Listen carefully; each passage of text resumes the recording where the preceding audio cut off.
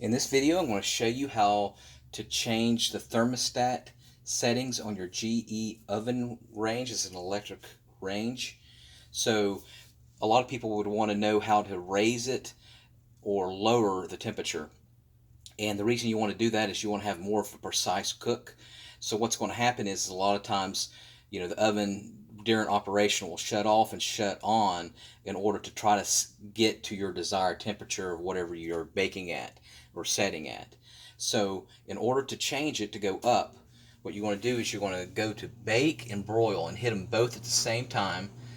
And it's going to take you to the special feature, SF special feature, and we're going to hit bake.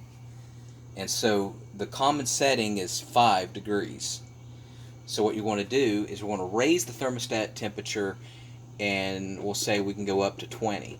And remember, you can go up to 35, right? Or you can actually go below and subtract temperature. You can go all the way down to negative 35. And the one reason people want to know this and how to do this is because during Thanksgiving or Christmas, whatever holiday that you're celebrating, you're cooking a lot. You might be cooking a turkey, you're slow cooking, you're cooking something for 8 hours or whatever. And what will happen is it's going to be too hot or too cold. So what this does is it lowers the temperature or raises the temperature by how many degrees that you're doing it. And of course, as you can see here, every increment that I press is going up or down by 1 degree.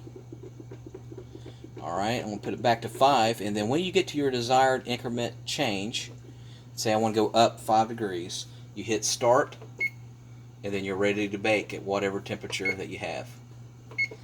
Alright, and remember, if you're on a holiday, it's Christmas time, Thanksgiving, whatever celebration that you have, Easter, just remember to be patient with your in-laws, your mother-in-law or your father-in-law. Let's say that they're bickering about politics or whatever.